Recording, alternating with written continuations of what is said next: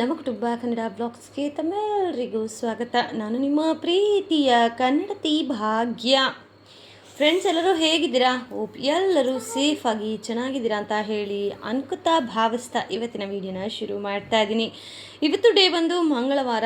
So Monday ಅಂತೂ ನನಗೆ video ಮಾಡೋಕ್ಕಾಗಲೇ ಇಲ್ಲ, ಬಿಕಾಸ್ ನನ್ನ ಮಗನಿಗೆ ಎಕ್ಸಾಮ್ಸ್ ನಡೀತಾ ಇದೆ. ಹಾಗಾಗಿ ಇದು ಕಂಪ್ಲೀಟ್ ವೀಡಿಯೋ ಏನು ನಾನು ಶೇರ್ ಮಾಡ್ತಾ ಇದ್ದೀನಿ, ಇದು last week videos, not this week already videos record ಮಾಡಿದ್ದೀನಿ. ಸ್ವಲ್ಪ ಡಿಲೇ ಆಗಿ ವಾಯ್ಸ್ ಓವರ್ ಕೊಟ್ಟು ಅಪ್ಲೋಡನ್ನು ಮಾಡ್ತೀನಿ. ಸೊ ಇನ್ನು ಇವತ್ತು ನಾನ್ ವೆಜ್ ಇವತ್ತಿಂದ, ಅಂದರೆ ಇವತ್ತು ಮಂಗಳವಾರ, ಇವತ್ತಿಂದ ನಾವು ನಾನ್ ವೆಜ್ ತಿನ್ನೋ ಹಾಗಿಲ್ಲ. ಬಿಕಾಸ್ ಊರಹಬ್ಬಕ್ಕೆ ನಮ್ಮ ಕಡೆ ಮಾತಾಡಿ ಡೇಟನ್ನು ಫಿಕ್ಸ್ ಮಾಡ್ತಾರೆ. ಸೊ ಫೈನಲಿ ಊರಹಬ್ಬ ಯಾವತ್ತು ಅಂತ ಡಿಸೈಡ್ ಇವತ್ತು ಆಗುತ್ತೆ. ಸೊ ಬ್ಯಾಡ್ ಲಕ್ ಅನ್ನೋದು ಎಷ್ಟು ನನ್ನ ಹಿಂದೆ ಸುತ್ತಾ ಇದೆ ಅಂತ ಅಂದರೆ, ಯೂಶ್ವಲಿ ನಾನು ಈ ಲಕ್ಕನ್ನು ತುಂಬಾ ಬಿಲೀವ್ ಮಾಡ್ತೀನಿ.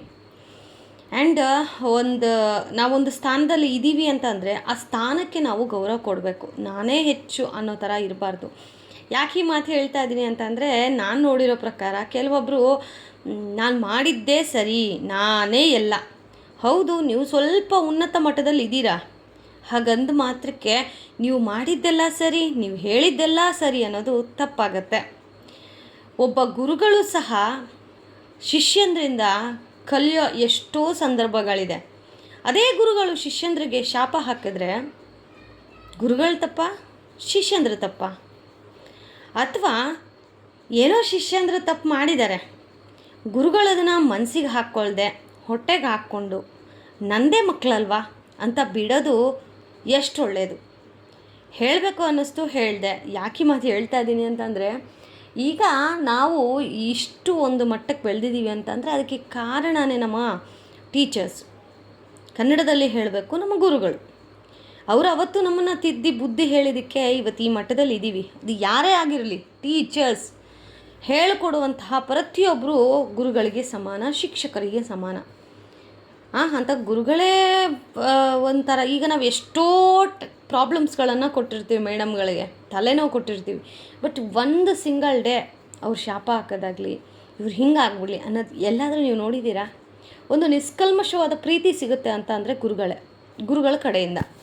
ಆದರೆ ಕೆಲವೊಬ್ಬರು ಗುರುಗಳು ಹೇಗೆ, ನಾನು ಎಲ್ಲ ಕಲ್ತ್ಬಿಟ್ಟಿದ್ದೀನಿ, ನಾನು ಇವ್ರಿಗೆ ಹಿಂಗೆ ಅಂದರೆ ಇದು ಆಗ್ಬಿಡುತ್ತೆ ಅನ್ನೋ ಭ್ರಮೆಯಲ್ಲಿ. ಆದರೆ ಕರ್ಮ ಯಾವತ್ತಿದ್ರೂ ಗ್ರೂಮಿಂಗ್ ಬೆಳೀತಾ ಇರುತ್ತೆ. ನೀವು ಒಬ್ಬರಿಗೆ ಕೈ ತೋರಿಸಿ ಮಾತಾಡ್ತಾ ಇದ್ದರೆ ವಾಪಸ್ಸಿನ 3-4 ಬೆರಳು ನಿಮ್ಮನ್ನೇ ತೋರಿಸ್ತಾ ಇದೆ. ಅದು ಅರ್ಥ ಮಾಡ್ಕೋಬೇಕು. ಅದು ಯಾರೇ ಆಗಿರಲಿ, ಮನುಜ ತಪ್ಪು ಮಾಡೋದು ಸಹಜ, ತಪ್ಪನ್ನು ತಿದ್ದಿ ನಡೆಯೋದು ಮನುಜ. ತಿದ್ದಿ ನಡೀತಾ ಇರೋವ್ರಿಗೂ ನೀವು ಮಾತಾಡ್ತೀರಾ ಅಂತಂದರೆ, ಹೇಳಬೇಕು ಅನ್ನಿಸ್ತು, ಹೇಳಿದೆ. ಬ್ಯಾಡ್ ಲಕ್ ಎಷ್ಟು ನನ್ನನ್ನು ಸುತ್ತಾ ಇದೆ ಅನ್ನೋದಕ್ಕೆ ಕಾರಣ ನೋಡಿ, ಟ್ರೈಪೋಡು. ನಾ ಹೇಳಿದೆ ಗೊತ್ತಾ ಲಾಸ್ಟ್ ವೀಡಿಯೋದಲ್ಲೇ, 3-4 ಡೇಸಿಂದ ಮನಸ್ಸಿಲ್ಲ, ಏನು ಮಾಡೋಕ್ಕೂ ನನ್ನ ಕೈಯಲ್ಲಿ ಆಗ್ತಾಯಿಲ್ಲ ಅಂತ. ಬಟ್ ಅದೇ ಟೈಮಲ್ಲಿ ನನ್ನ ಟ್ರೈಪೋಡು ಕಿತ್ತೋಯ್ತು.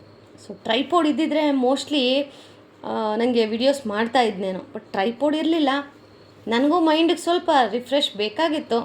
ಹಾಗಾಗಿ ಯೂಟ್ಯೂಬಿಂದ ಬ್ರೇಕ್ ತೊಗೊಂಡು ಕೊನೆಗೂ ನಮ್ಮ ಯಜಮಾನರು ನನ್ನ ಈ ನಾನೇನು ಯೋಚನೆ ಮಾಡ್ತಾ ಕೂತು ಸಪ್ಪಗಾಗಿ ನನಗೆ ನಾನೇ ಶಿಕ್ಷೆ ಕೊಟ್ಕೊಂಡು ಯೋಚನೆ ಮೇಲೆ ಯೋಚನೆ ಮಾಡ್ಕೊಂಡು ಕೂತಿದ್ದಾಗ ನಮ್ಮ ಯಜಮಾನ್ರು ಹೇಳಿದ್ದು ಒಂದೇ ಮಾತು, ಇಲ್ಲ ನೀನು ಯೂಟ್ಯೂಬ್ ಶುರು ಮಾಡು, ವ್ಲಾಗ್ಗಳು ಮಾಡ್ಕೊಂಡಾದರೂ ಬ್ಯುಸಿ ಇರ್ತೀಯಾ, ಇದೆಲ್ಲ ಮರಿಬೇಕು ಅಂತಂದರೆ you have to be busy. ಬೆಳಗ್ಗೆ ಒಂದು ಸ್ವಲ್ಪ ಹೊತ್ತು ಬ್ಯುಸಿ ಇರ್ತೀವಿ, ಟಿಫನ್ ಮಾಡೋದು, ಆ ಕೆಲಸ ಈ ಕೆಲಸ ಅಂತ. ಬಟ್ ಅದಾದಮೇಲೆ ಆಫ್ಟರ್ ದಟ್ ಒಬ್ಬರೇ ಇರ್ತೀವಿ, ಯಾರೂ ಇರೋದಿಲ್ಲ ಕೇಳೋಕ್ಕೆ. ಯೋಚನೆಗಳು, ಈಗ ಪರ್ಯಂತನೂ ಎಕ್ಸಾಮ್ಸ್ ಇದೆ ಅವನಿಗೆ. ಸೊ ಅವ್ನಿಗೆ ಎಕ್ಸಾಮ್ ನಡೀತಾ ಇರೋದ್ರಿಂದ ಅವನು ಸ್ಕೂಲ್ಗೆ ಹೋಗ್ತಾನೆ. ಇನ್ನು ನೆಕ್ಸ್ಟ್ ವೀಕಿಂದ ಹಾಲಿಡೇಸ್ ಎಲ್ಲ ಶುರುವಾಗತ್ತೆ. ಸೊ ಮನೇಲಿರ್ತಾನೆ. ಆಗ ಟೈಮೇ ಇರೋದಿಲ್ಲ ಅಂದ್ಕೊಳ್ಳಿ, ಅವನ ಜೊತೆ ಟೈಮ್ ಸ್ಪೆಂಡ್ ಮಾಡೋಕ್ಕೆ ಟೈಮ್ ಸಾಕಾಗತ್ತೆ. ಸೊ ನಮ್ಮ ಯಜಮಾನ್ರು, ಇಲ್ಲ ನೀನು ಇದು ಹೀಗೆ ಇದ್ದರೆ ಆಗೋದಿಲ್ಲ, ನೀನು ಬ್ಲಾಗ್ ಶುರು ಮಾಡು ಅಂತ ಹೇಳಿ ಪಾಪ ಫೆವಿಕಲನ್ನು ತಂದುಕೊಟ್ರು. ಅದನ್ನೇ ಇಲ್ಲಿ ನಾನು ಜಾಯಿಂಟ್ ಮಾಡ್ತಾಯಿದ್ದೀನಿ. ಜಾಯಿಂಟ್ ಎಲ್ಲ ಮಾಡೋ ಅಷ್ಟೊತ್ತಿಗೆ ಕರೆಕ್ಟಾಗಿ ನನಗೆ ಪಾರ್ಸಲ್ ರಿಸೀವ್ ಆಯಿತು. ಆ್ಯಕ್ಚುಲಿ ಇದು ಯಾವುದೇ ಪ್ರಮೋಷನ್ಸ್ ಎಲ್ಲ,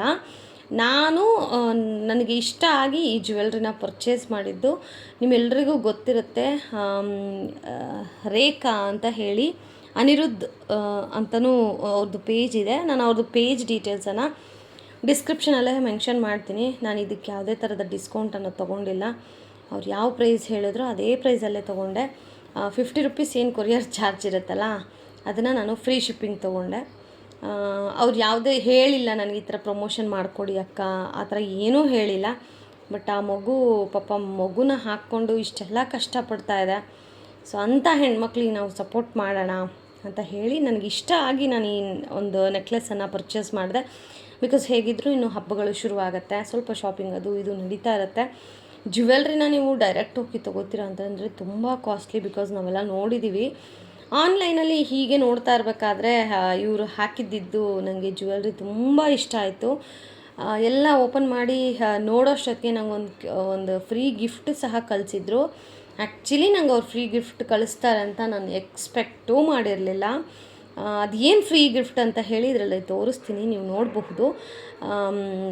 ನಿಜವಾಗ್ಲೂ ಪಾಪ ಪುಟ್ಟ ಮಗುನ ಹಾಕ್ಕೊಂಡು ಅಷ್ಟೆಲ್ಲ ಕೆಲಸ, ಸ್ಯಾರಿ ಬಿಸ್ನೆಸ್ ಮಾಡಿಕೊಂಡು, ಜ್ಯುವೆಲ್ರಿ ಬಿಸ್ನೆಸ್ ಮಾಡಿಕೊಂಡು, ಜೊತೆಗೆ ರೀಲ್ಸು, ಜೊತೆಗೆ ಯೂಟ್ಯೂಬು, ಇಂಥ ಹೆಣ್ಮಕ್ಳಿಗೆ ನಾವು ಸಪೋರ್ಟ್ ಮಾಡಬೇಕು ಅನ್ನೋದೇ ನನ್ನ ಉದ್ದೇಶ.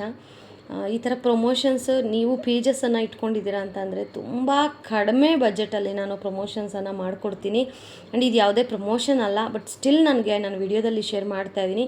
ಯಾಕೆ ಅಂತಂದರೆ ನನ್ನಿಂದ ಒಬ್ರಿಗೆ ಹೆಲ್ಪ್ ಆಗುತ್ತೆ ಅಂತಂದರೆ I am so happy. So ನಿಮಗೂ ಈ ಥರ ಒಂದು ಪೇಜ್ ಇದೆ, ನನಗೂ ಈ ಥರ ಪ್ರಮೋಷನ್ಸ್ ಬೇಕು ಅಕ್ಕ ಅಂತಂದರೆ ದಯವಿಟ್ಟು ಇನ್ಸ್ಟಾಗ್ರಾಮಲ್ಲಿ ಕಾಂಟ್ಯಾಕ್ಟ್ ಮಾಡಿ. ಖಂಡಿತವಾಗ್ಲೂ ನಿಮ್ಮ ಬಿಸ್ನೆಸ್ ಚೆನ್ನಾಗಾಗಲಿ ರೇಖಾ ಅಂತ ಹೇಳೋಕ್ಕೆ ಇಷ್ಟಪಡ್ತೀನಿ. ಸೊ ಆ ಸಿಸ್ಟರ್ ಹೆಸರು ರೇಖಾ ಅಂತ ಹೇಳಿ, ರೇಖಾ ವ್ಲಾಗ್ಸ್ ಅಂತ. ನಾನು ಕಂಪ್ಲೀಟ್ ಡೀಟೇಲ್ಸನ್ನು ನಾನು ಡಿಸ್ಕ್ರಿಪ್ಷನಲ್ಲಿ ಕೊಡ್ತೀನಿ, ಅವ್ರ ನಂಬರು ಅದೆಲ್ಲದನ್ನು. ಸೊ ನಿಮ್ಗೆ ಇಂಟ್ರೆಸ್ಟ್ ಇದ್ದರೆ ಒಂದು ಸತಿ ಚೆಕ್ಔಟ್ ಮಾಡಿ ಅವ್ರ ಪೇಜನ್ನು. ಖಂಡಿತವಾಗ್ಲೂ ನಿಮಗೆ ಆ ಕಲೆಕ್ಷನ್ಸ್ ಅನ್ನೋದು ಇಷ್ಟ ಆಗುತ್ತೆ. ಬೇರೆ ಪೇಜಸ್ಗಳಲ್ಲಿ ಕಂಪೇರ್ ಮಾಡಿದಾಗ ಇವ್ರ ಹತ್ರ ತೀರಾ ರೀಸನಬಲ್ ಅಂತ ನನಗನ್ನಿಸ್ತು. ಸೊ ಫಸ್ಟಿಗೆ ಈ ಜುಮ್ಕಾ, ಆ್ಯಕ್ಚುಲಿ ನನಗೆ ಚಂದ್ರಹಾರ ಅಂತಂದರೆ ತುಂಬ ಇಷ್ಟ. ಈ ಅರ್ಧ ಚಂದ್ರ ಈ ಥರ ಒಂದು ಪ್ಯಾಟ್ರನನ್ನು ನಾನು ತೊಗೊಳಕ್ಕೆ ತುಂಬ ಹುಡುಕಿದೆ ಎಲ್ಲ ಕಡೆ, ನನಗೆ ಸಿಕ್ಕಿರಲಿಲ್ಲ. ಸೊ ಫೈನಲಿ ಇವ್ರ ಹತ್ರ ಸಿಕ್ತು. ಸೊ ಹೇಗಿದೆ ತೋರಿಸ್ತೀನಿ. ಆಮೇಲೆ ಆಗಲೇ ಹೇಳಿದ್ನಲ್ಲ ಫ್ರೀ ಗಿಫ್ಟ್ ಅಂತ, ಇದೇ ಆ ಫ್ರೀಯಾಗಿ ಕಳಿಸಿರುವಂತಹ ಪ್ರಾಡಕ್ಟು. ಆ್ಯಕ್ಚುಲಿ ಇದು ಏನಂತಾರೆ, ಹೇಗೆ ನಂಗೆ ಲಿಟ್ರಲಿ ಒಂಥರ ಬ್ಲ್ಯಾಂಕ್. ನಾನು ಯಾವತ್ತೂ ಇದನ್ನು ಯೂಸ್ ಮಾಡಿ ಏನಿದು ಕೈಗೆ ಹಾಕ್ಕೊಳ್ಳೋ ರಿಂಗ ಇದೆಯಲ್ಲ, ಓಲೆ ಥರ ಇದೆ, ಓಲೆ ನಿಮಗೆ ಹಿಂದೆ ಹೆಂಗೆ ಹಾಕ್ಕೋತಾರೆ, ಸ್ಟಡ್ ಇಲ್ಲ ಏನಿಲ್ಲ. Literally I was confuse guys. Confusion ಆದಮೇಲೆ ಏನಾಯಿತು ಅಂತ ಹೇಳ್ತೀನಿ, ನೋಡ್ತಾ ಹೋಗಿ. ಸೊ ನೋಡಿ, ಇಲ್ಲಿ ಲಕ್ಷ್ಮಿ ಇದೆ. ನನಗೆ ಈ ಥರ ಹಾರ ಅಂದರೆ ತುಂಬ ಇಷ್ಟ. ನಾನು ಸರ್ಚ್ ಮಾಡ್ತಾಯಿದ್ದೆ, ಈ ಥರ ಒಂದು ನನಗೆ ಬೇಕಿತ್ತು. ಸೊ ಫೈನಲಿ ಇವ್ರ ಪೇಜಲ್ಲಿ ಹೀಗೆ ಸ್ಕ್ರೋಲ್ ಮಾಡಬೇಕಾದ್ರೆ ನನಗೆ ಕಾಣಿಸ್ತು. So finally I got this wonderful Lakshmi ಹಾರ. ಅಂದರೆ ಚಂದ್ರನ ಥರ ಆಕಾರ ಇದೆ ನೋಡಿ, ಅರ್ಧ ಚಂದ್ರ ಥರ. ಆ ಕಡೆ ಈ ಕಡೆ ನವಿಲು, ಮಧ್ಯದಲ್ಲಿ ದೇವ್ರದ್ದು ವಿಗ್ರಹ ಲಕ್ಷ್ಮಿ. ಸೊ ಖುಷಿ ಆಯ್ತು ನನಗೆ. ಆ್ಯಂಡ್ ಅದಾದಮೇಲೆ ನಾನು ಅವರಿಗೆ ಕಳಿಸ್ದೆ ಫೋಟೋನ, ರೇಖಾ ಅವರಿಗೆ. ಏನು ರೇಖಾ ಅವರೇ ಇದು ನಂಗೆ ಅರ್ಥ ಆಗ್ತಿಲ್ಲ. ಆಮೇಲೆ ಅವ್ರು ಹೇಳಿದ್ರು ಇದು ಸ್ಟಡ್ ಅಂತಾರೆ, ಬುಗುಡಿ ಥರ ಈ ಥರ ಚುಚ್ಕೊಳ್ಳೋದು, ಅದನ್ನು ಪ್ರೆಸ್ ಮಾಡಿದ್ರೆ ಲಾಕ್ ಆಗುತ್ತೆ ಸಿಸ್ ಅಂತ. ಅಯ್ಯೋ ಹೌದಾ, ನಂಗೆ ಗೊತ್ತಾಗಿಲ್ಲ ಎಲ್ಲ ಹಾಕ್ಕೊಳ್ಳೋದು ಅಂತ literally. But so sweet of you Rekha, thank you so much. And ನಿಮ್ಮ ಬಿಸ್ನೆಸ್ ಚೆನ್ನಾಗಾಗಲಿ. ಖಂಡಿತವಾಗ್ಲೂ ನಮ್ಮ ಸಬ್ಸ್ಕ್ರೈಬರ್ಸ್ ನಿಮಗೆ ಸಪೋರ್ಟ್ ಮಾಡ್ತಾರೆ.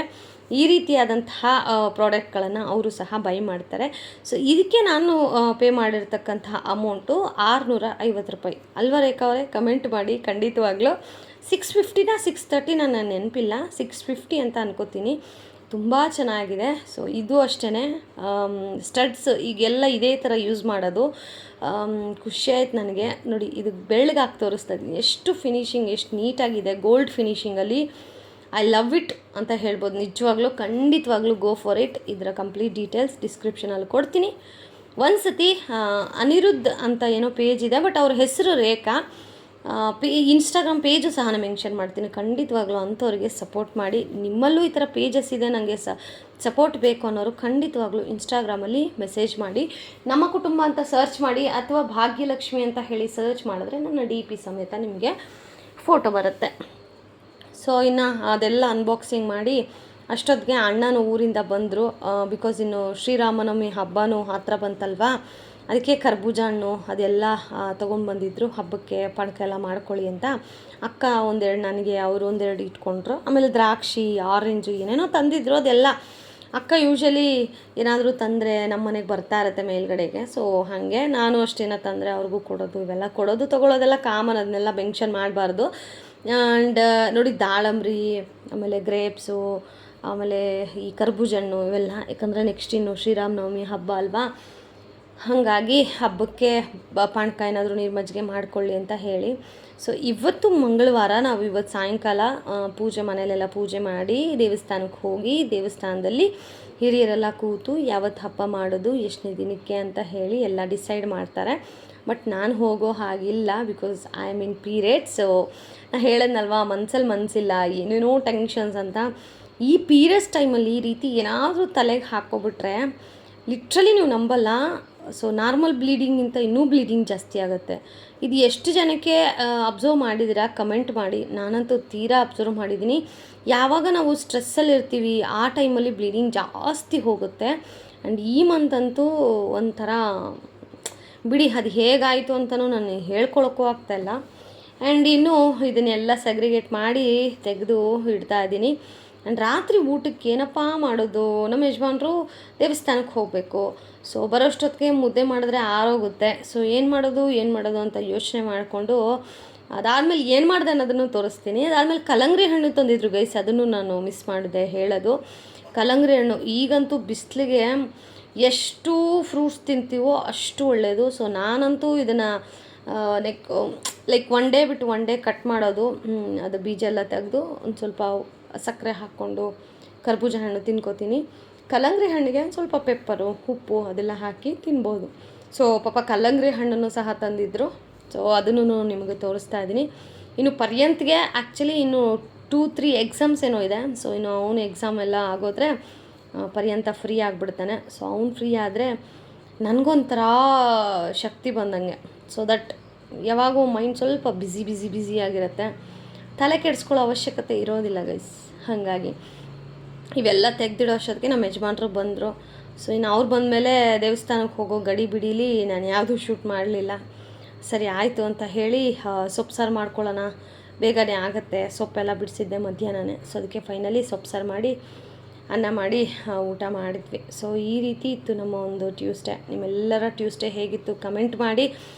ಆ್ಯಂಡ್ ಇನ್ನು ಊರಹಬ್ಬ ಶುರು ನಮ್ಮ ಕಡೆ. ಸೊ ಆಲ್ಮೋಸ್ಟ್ ಎಲ್ಲ ಕಡೆ ಹಬ್ಬಗಳು ಶುರು ಆಗಿದೆ. ಬಟ್ ಈ ಸತಿ ಅಂತೂ ನಾನು ಮಿಸ್ ಮಾಡೋ ಚಾನ್ಸೇ ಇಲ್ಲ. ಪ್ರತಿಯೊಂದು ಮೂಮೆಂಟನ್ನು ಕ್ಯಾಪ್ಚರ್ ಮಾಡಿ ಶೇರ್ ಮಾಡ್ತೀನಿ.